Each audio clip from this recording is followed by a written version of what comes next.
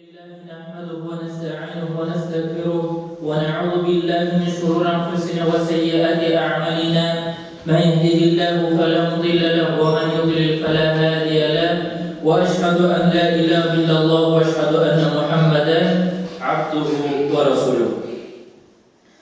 Allah subhanahu wa ta'ala Kur'an-ı Kerim'de innellezine amenu ve amilussalihati kânet lehum cennetul firdevsi nuzule. Dürüstlüktedir, hakikatte şuşu kişiler kaysalar Allah subhanahu wa ta'ala'ya iman getirdiler hem de şunlansın yaxşı izgi ameller dediler. Allah subhanahu wa ta'ala şalarga firdevs cennetleri bakşaları ezerler verdi. Allah Rab'da deyir, mengilik kekerler hem de üzgerişler Allah dilemezler. Yani şuşu cennet bakşalarından başka Allah'a bir nesede gerekmez. Tabi ayetinde Allah subhanahu wa ta'ala ise İnnel mucrimine fi dalalim ve su'ud. Dürüstlüktedir, günahlı kişilerdir, Allah doğru yoldan adaştılar çıkıp gittilerdir. يَوْمَ يُسْحَبُونَ فِي النَّارِ عَلَى وُجُوهِهِمْ ذُوقُ مَسَّ سَقَرٍ. Şu kişilerdedir, yüzleri bile cirge istirep cehennem oduna abbarırlar. Hem de Allah'a eytirler, şu cehennemnin teminsiz şu günahlar için gazetesiz yeryüzünde işlem yeridir.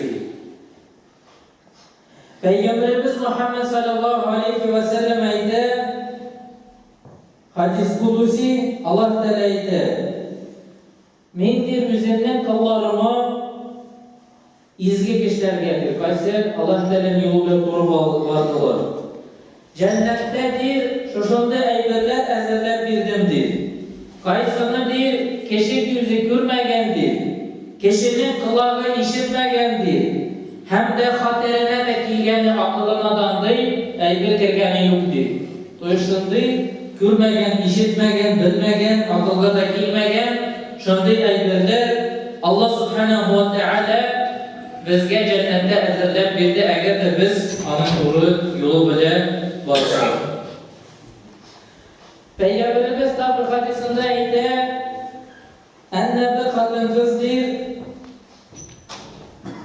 Ana Allah subhanahu wa ta'ala bir maçı için yine cehennem oduna kırıklıdır. Ni? Çünkü anın baride maçısıdır. Şu kadın kızını kırır. Şu kadın kız değil maçını üde tırganda da asatmayıdır. Hem de işitini açıp liberip Kur'an'a da çıkarmayıdır. Çocuklar da satmayıdır. Yüzden çıkarmayıdır badandır. Şunun böyle maçı ülgençtir. Allah Teala şunun için şu kadın kızını cehennem oduna kırdı. Şu an kırakatlı Müslüman kardeşler Allah subhanahu wa ta'ala bizge yazıp geldi şu ameller kaysına bizni cennete girdi. Hem de şular başında günahlar kaysı bizni cehennem oduna girdi. Allah Teala Kur'an-ı Kerim'de eğer de kişi cehennemden yırak olsadır hem de anı cennete girselerdir mınışuşu kişi behette bulardır.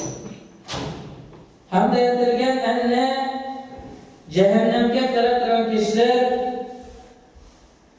hem de cennetke kırıtıran kişiler Allah bir derecede bulmuyorlardır. Allah bir digistiği dürüstlüktedir. Cennetke kırıtıran kişiler Allah cingetçilerdir. Allah yani cinim çıktılar.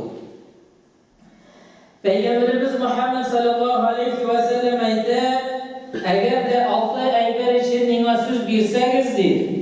Peygamberimiz etti. Eğer de şu 6 aylar mütesegiz, şularını yemirmesegiz, avatmasagiz mütesegizdir. Ve şu vakitte sizge söz biremdir, siz cennetke giresizdir. Birincisi Peygamberimiz etti. Eğer de siz söylesegizdir, söyley kişi zaman herkene söyley. Kayıkına varmasın dedi, turda kişi söyleyanın talebi var. Peygamberimiz etti, eğer de siz söyleyen vakitte haklarına söylesegizdir. Yani yalgan bir de kirmeyin. Bu birincisi. Peygamberimiz aytdi. Yani kişi qaygana bulmasın, nersegene bulmasın, ul sülerge deyiş, ölke hak sözegene. Bu vakitte şu hak kişini cennetke kirdi. Peygamberimiz hadisinde tabirinde aytdi, siz değil hak sözegene sülerge deyişti. Dürüstlükte değil, eğer de siz hak sözüne gene söylep yürüseniz, şu hak söz sizni bastıraşındı yolda ende siz yaxşı kişi bulasınız. Dolayısıyla izgi kişi, yaxşı izgi kişi qaysi haklarına söylep yürütürken. Ende şu mani izgilikni sen algaç уже, şunday derecege mengeç, ulun de seni уже cennetke kirtirdi. Eğer de kişi de şu hak sözüne söyley şunday derecege cidedi, Allah Subhanahu ve Teala üzerinde yazıp koyadı. Annemini bu kişi ul sıddık, yani hak söylevçidir. Haklarına söyleyip, onun telinde bir kaşında yalan kullanıyordu. Şayet Peygamberimiz de yalandan irak bulunuz değil. Çünkü yalan eğer de kişi söyleyip yürüse, onun doğrudan çıkarıp günahlarına kırta başlıyor. Dolayısıyla ezgine bulsa da birinci yalganlığına söylesin, aldıysan, midesin, şu tika kişi şunlardan, şu dışarıda anlarsın, şu kiçkine günahlar anlarga, günah deyip de görünmeyle vurur, bu çılayet değil. Eğer de şu niye dereceye düşse değil, şunun böyle kişi cehennem bulduğuna kere değil. Hem de eğer de kişi yeryüzünde ilginç arkadaş bu sözünü yalganı söyleyip verirsedir, Allah Subhanahu ve Teala üzerinden yazıp koyar, hem de bu kişi yalgancı değil. Peygamberimiz ayette enne münafik kişinin var, hiç elbir karşısının bile o üzgün kişilerden ayrılıp durar, sıfatları yaptı. Peygamberimiz ayette birincisi değil, münafikin sıfatları, eğer de o söylese değil, o yalan söyledi. Bu birincisi. İkincisi değil, eğer de o söz bilsedir, ularken sözün ötemiydi. Üçüncüsü edirken, eğer de o indi Musa doktor mu nestemek işi bile tezese, şu bedenilerden o sulayıp ötemiyor. Neste boyunca doktor mu nesten tezede, şulardan bütesi niye çıkarır. Hem de Müslüm'ün niyinde rivayetinde edirken, şu niyette hadis kalkışılıp gitti. Hatta eğer de bir şu kişi kası şu eşeğe girmişti, ili içisine besinmektiğinde, hatta eğer de bir uraza tutsa da bir, namaz tutsa da bir, yüzün Müslüman deyip sanasa da bir. O insanlarda şu kişide barınır münafıklığın şu sıfatı buladır şu kişide. Namaz tutsa da, uraza tutsa da, yüzün Müslüman deyip sanasa da, o çıvaydı. Dolayısıyla yalgan, aldao, bu büyük zor günahlardan sanılır. Peygamberimiz büyük bir hadis ederken enne eğer de kişi aldasa o bir Müslümanlardan sanılmıyor. O çoğaltır onları.